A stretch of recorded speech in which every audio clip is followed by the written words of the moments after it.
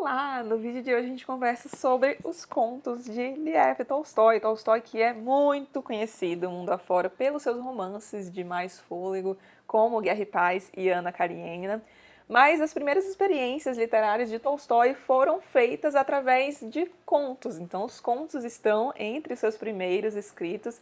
Aqui a gente tem alguns deles, aliás, e aos poucos acho que a faceta de contista do Tolstói está ficando mais conhecida por aqui. Ainda bem, espero ter feito a minha parte através da leitura conjunta que eu fiz dos contos do Tolstói. Então já deixando esse aviso aqui no início do vídeo que se algum dia você quiser ler os contos do Tolstói ou já pretende ler, mas aí em breve aqui no canal tem uma playlist, eu vou deixar aqui no box de informações, com praticamente todos os contos desta coletânea comentados. E antes de falar dos contos em si, também só deixando o aviso de que esta edição aqui que eu estou mostrando para vocês é da finada Kozak Naif, mas o mesmo texto desta edição aqui, com a mesma tradução do maravilhoso Rubens Figueiredo, está disponível nesta edição aqui, vou deixar a foto aqui no cantinho, que sai pela Companhia das Letras. E não somente tem o texto daqui integralmente, mas também tem um pós-fácil ao fim dos contos, que é na verdade um texto do Tolstói falando sobre educação. Texto maravilhoso, aliás, como tudo que esse homem escreveu, não é? Então vamos falar dos contos em si. O Tolstói escreveu contos não somente no início da sua carreira, mas ao longo da sua vida inteira, o que é excelente, porque como a obra do Tolstói é bastante autobiográfica, ele se inspirava em muitos elementos da sua vida para compor a sua obra, através dos contos a gente consegue ver quais temas eram do interesse dele em cada fase da sua vida, com o que ele se ocupava em cada fase da sua vida, o que ele estava fazendo. Quem já pesquisou um pouquinho aí sobre a vida do Tolstói sabe que esse homem viveu várias vidas em uma só. E se você não sabe muito sobre a vida de Tolstói, mas ficou curioso, aqui no canal tem um vídeo de praticamente 50 minutos no qual eu falo apenas sobre a vida e obra de Tolstói.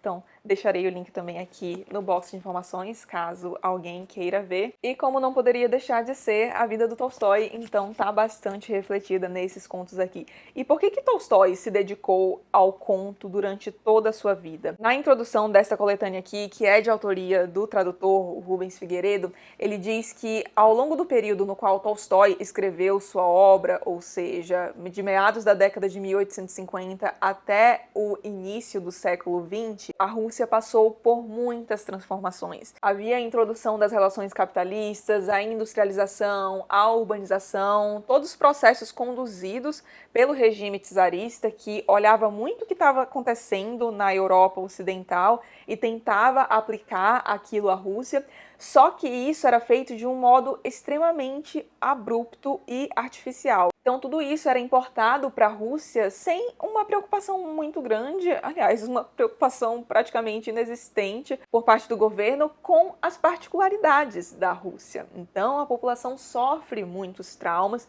e o Tolstói observa todo esse processo e questiona esse processo, porque nessas importações que acontecem da sociedade europeia mais ocidental para a Rússia, vem também a literatura. Então o romance europeu, como o Rubens coloca aqui na introdução, vem como se fosse uma forma acabada. Então, ó, galera, isso aqui que é bom, isso aqui que é nobre, então é isso aqui que a gente tem que fazer. Ignorando a literatura que já circulava por ali, que tinha características próprias. E a Rússia tinha essa longa história com um conto que remontava mais à história oral, etc. Então, o Tolstói se atém muito ao conto como forma de preservar essas raízes, mas também porque era uma forma muito fácil de ele fazer alguns experimentos literários, digamos. Muitos autores começaram suas carreiras justamente pelo conto, como o próprio Tolstói, aliás, porque pela brevidade da narrativa fica mais fácil desenvolver alguns aspectos. Eu costumo dizer que ver um grande romancista escrevendo contos é como se você estivesse vendo um atleta treinando para uma maratona. Que é basicamente isso, você está num ambiente mais controlado, digamos, com menos riscos, porque é uma coisa mais curtinha, mas treinando para fazer coisas mais grandiosas. E o leitor, que já passou por Ana Karenina, Guerra e Paz, as grandes obras de Tolstói, e que vai chegar aqui nos contos, vai com certeza reconhecer alguns aspectos dessas grandes obras dele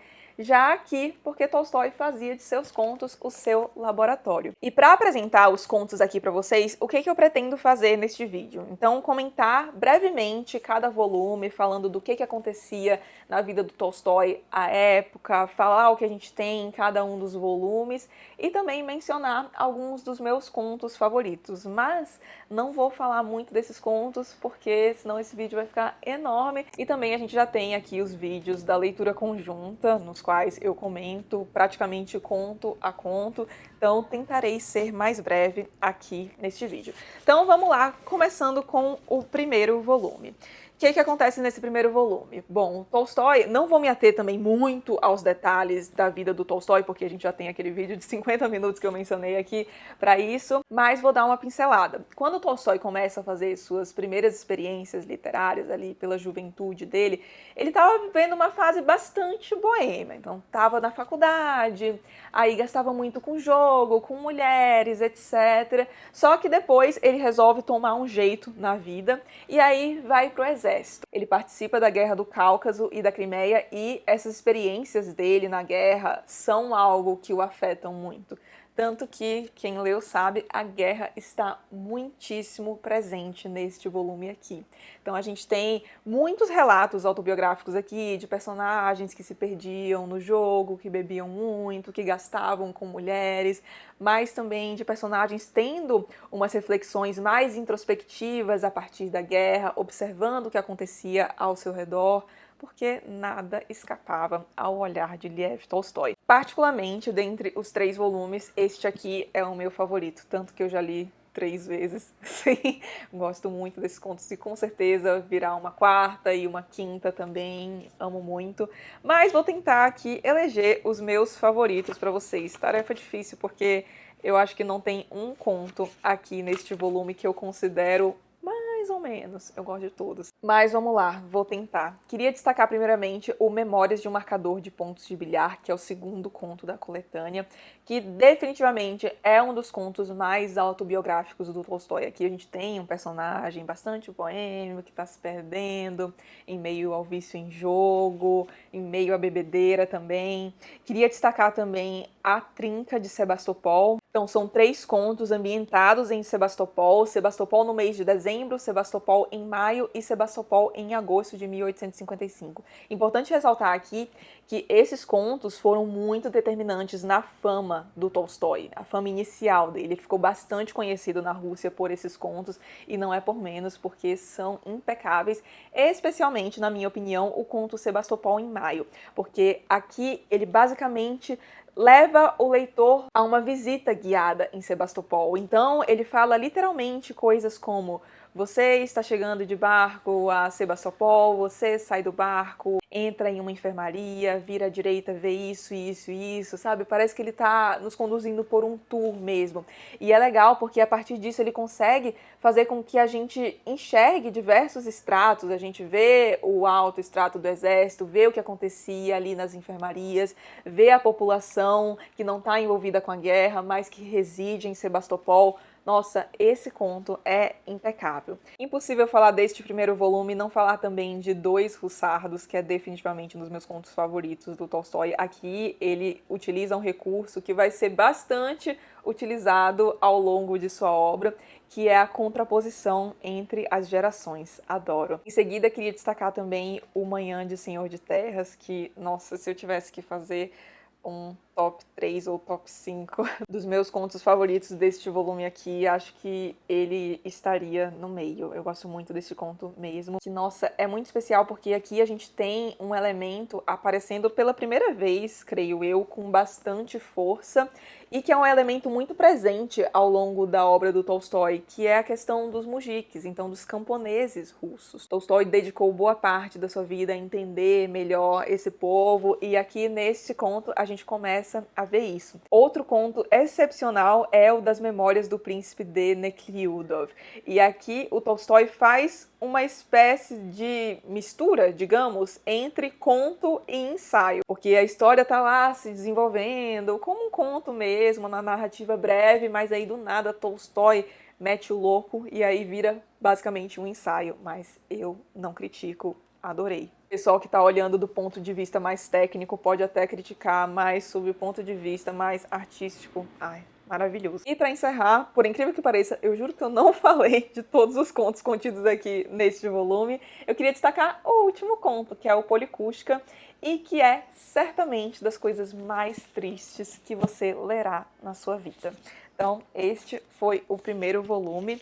Agora vamos para o segundo volume. Na edição da Companhia das Letras, se eu não me engano, esses dois volumes estão juntos, num volume só. Caso alguém tenha ficado aí na dúvida, porque a edição da Companhia das Letras tem 2 volumes e a da Kozak tem 3, não se preocupem, tá? Na Companhia das Letras tem todos os contos contidos aqui, só que o agrupamento que eles fazem lá é diferente, por isso os 2 volumes de lá. Mas então, no segundo volume daqui, a gente conhece uma faceta diferente do Tolstói. Então, depois que ele vai pra guerra, toma mais jeito na vida, começa a se preocupar mais com o que ele tá fazendo com a vida dele, com o que ele tem a oferecer para o mundo mesmo. Ele, um tempo depois de casado e já com a residência fixada em Yasnaya Poliana, que era a propriedade rural dele, se dedica a um projeto de educação. E o projeto de educação é direcionado aos filhos dos mujiques. Mujiques, como eu mencionei, são os camponeses russos, então o pessoal que trabalhava na propriedade dos grandes proprietários de terra. E isso basicamente no regime de servidão, apesar de que depois vai começando a introduzir a relação assalariada, etc. Mas aqui no Tolstói a gente tem mais essa fase da, basicamente, servidão sendo relatada. E bom, muitos desses mujiques tinham filhos e é a eles que é direcionado o projeto de educação do Tolstói. E Tolstói era muito intenso, então quando ele decide fazer uma coisa, se dedicar a alguma coisa, ele vai com força, se dedica de alma mesmo, tanto que ele vai para a Europa, vai pesquisar sobre métodos educacionais, aí volta para a Rússia, quer fazer uma revolução no sistema, propõe algumas coisas às autoridades, causa uma baita dor de cabeça às autoridades. Aliás, Tolstói, né? Desde o começo da vida de escritor dele, eu acho que não teve um momento no qual ele não deu uma dor de cabeça para as autoridades. Mas então, ele começa com esse projeto educacional dele, cria um material didático próprio, e aqui a gente tem parte disso, porque boa parte deste volume aqui é contido pelas histórias que o Tolstói compôs para ensinar os filhos dos mujiques a lerem. Então, é bem legal para criança isso aqui. Adultos também irão gostar, mas não é aquela coisa alta literatura, uma coisa impressionante, tipo o primeiro volume. É uma coisinha legal, que vale a leitura, mas, por exemplo, na releitura eu pulei esses contos. Mas para criança é sensacional. Tanto que eu sei de algumas pessoas que fizeram a leitura conjunta comigo. A gente não leu esses contos na leitura conjunta, mas aí, após o fim da leitura conjunta, essas pessoas leram com os filhos. E eu recebi relatos de que as crianças adoram isso aqui. E não surpreende, porque são aquelas histórias bem curtinhas, que tem um fundo mais moral. Se você conhece as fábulas de Esopo, por exemplo, aqui a gente tem histórias bem parecidas. Muitas são, aliás, recontos das fábulas de Esopo, recontos de histórias bastante famosas, voltadas para a criança. Então, pode ser bem legal aí para uma criança este volume. E a gente também tem os contos populares da década de 1880. E aí não são mais escritos voltados à criança, mas a gente começa a também ver uma outra faceta do Tolstói, que é um Tolstói mais moralista. Então, preocupado mais com um viés religioso. Aqui as histórias envolvem bastante moral, bastante religião. Eu confesso que eu não gosto tanto desses contos, porque eu acho que o Tolstói tá bem palestrinha, sabe? Meio que querendo dar lição de moral a todo momento, sabe? Então eu fico com um pouco de preguiça disso, confesso. As temáticas aqui também se repetem bastante, então histórias envolvendo anjos, diabos, muito inspiradas em parábolas, mas como tudo que Tolstói escreveu, vale a leitura também. Então, este é o segundo volume.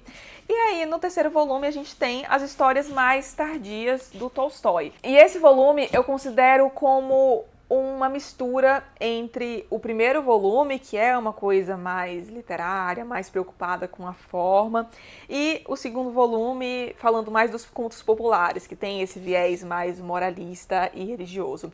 Eu acho que aqui o Tolstói encontra um equilíbrio entre essas duas formas. Ele permanece com um viés mais moralista aqui, mas não daquele jeito palestrinha que nem no segundo volume. Então eu gosto bem mais. Tem muitos dos meus contos favoritos aqui neste volume. Aliás, e irei falar deles aqui para vocês. O primeiro conto que eu quero destacar deste volume é o conto O Diabo, que, na minha opinião, é dos melhores contos do Tolstói. Assim, Tolstói arrasou nisso aqui. Conto muito redondinho, é daquelas histórias que você não consegue parar de ler, porque tem uma tensão a todo momento ali, você quer ver como é que vai ser o desenlace disso tudo. Aliás, Tolstói se dedicou tanto a esse conto, inclusive, que ele coloca aqui a variante do fim do conto O Diabo. Eu confesso que eu prefiro o final original, mas vale a pena também ler a variante e imaginar como seria o conto se esse fosse o final. Em seguida, quero destacar A Destruição do Inferno e Sua Reconstrução, que é um desses contos no qual ele insere uma coisa mais religiosa, mas de um jeito muito, muito bom. Em seguida, destaco aquele que, na minha opinião, é o melhor conto deste volume 3 aqui, que é o Memórias Póstumas do Starets Fyodor Kuzmich. Esse conto é baseado em uma lenda bizarra. Houve um czar russo chamado Alexandre II e ele morre em circunstâncias bastante misteriosas.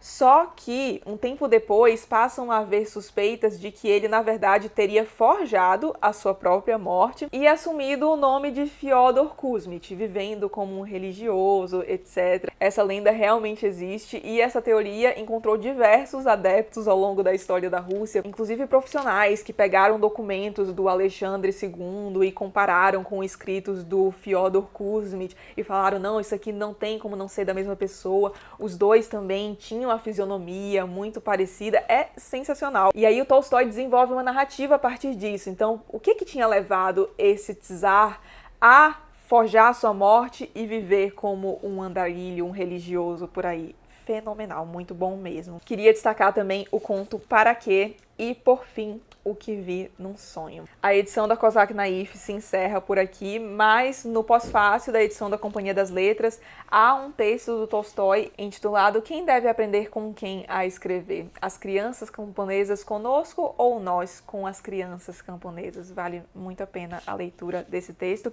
E se você tem essa edição aqui da Kozak Naif, mas quer ler o texto, ele está disponível na Antologia do Pensamento Crítico Russo, cuja fotinho eu vou deixar aqui do lado. E se eu não me engano, no momento em que vocês estão assistindo a esse vídeo, nós já temos a resenha para a Antologia do Pensamento Crítico Russo, aqui, livro maravilhoso, das melhores leituras que fiz em 2021. O link estará aqui no box de informações também. Os contos do Tolstói são muito especiais para mim. Foi através dos contos, aliás, que eu entrei em contato com o Tolstói pela primeira vez.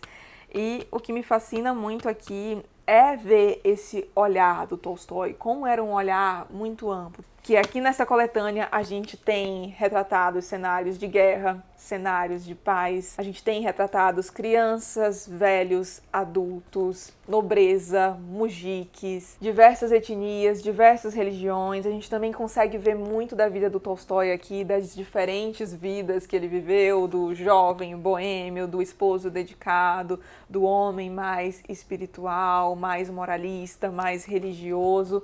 E tudo isso com o olhar dele que, na minha opinião, conseguiu captar e retratar o ser humano como poucos, ouso dizer, nenhum outro escritor na história da literatura universal conseguiu fazer. Leiam Tolstói, garanto que vale a pena. E lembrando que aqui a gente tem a playlist lá da leitura conjunta dos contos do Tolstói, comentando praticamente conto a conto desta coletânea aqui. Aliás, se você tiver participado da leitura conjunta, aproveita para deixar um comentário aqui falando o que você achou dos contos do Tolstói, se recomenda, se não, vou adorar ouvir a opinião de vocês. E se tiver gostado do vídeo, não esqueça de deixar um like e de se inscrever aqui no canal, caso não seja inscrito ainda. Um grande beijo e até o próximo vídeo.